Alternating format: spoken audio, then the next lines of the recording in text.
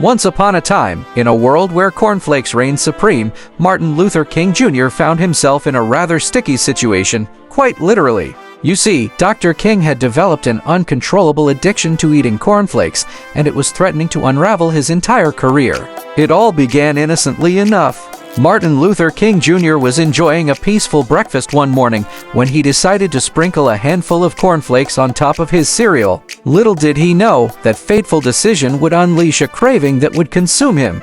As the days went by, Dr. King's cornflake addiction grew stronger. He would secretly stash boxes of cornflakes in his office, his car, and even in his coat pockets. He couldn't resist the satisfying crunch and the golden flakes that tantalized his taste buds. The more he ate, the more he craved. Unfortunately, Martin Luther King Jr.'s addiction soon began to affect his work. During important meetings and speeches, he couldn't resist sneaking a box of cornflakes, much to the confusion of his colleagues and audience. His speeches would be punctuated by the distinct sound of crunching as cornflakes flew from his mouth mid-sentence. It was a comical sight, but one that threatened to undermine his credibility. News of Dr. King's cornflake addiction spread like wildfire, and soon, the media caught wind of the hilarity.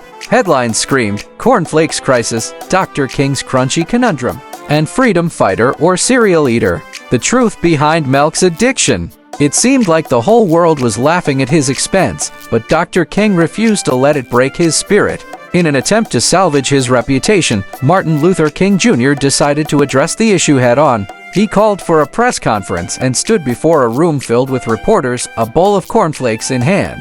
With a mischievous smile, he declared, "I have a dream where cornflakes and civil rights can coexist." Dr. King went on to explain that his addiction to cornflakes was a reminder that even the most serious of leaders could have quirks and weaknesses. His words struck a chord with the public, and soon, the cornflake jokes turned into a symbol of unity and resilience. In the end, Martin Luther King Jr.'s cornflake addiction didn't ruin his career. Instead, it became a testament to his ability to triumph over adversity and to find laughter in the face of criticism.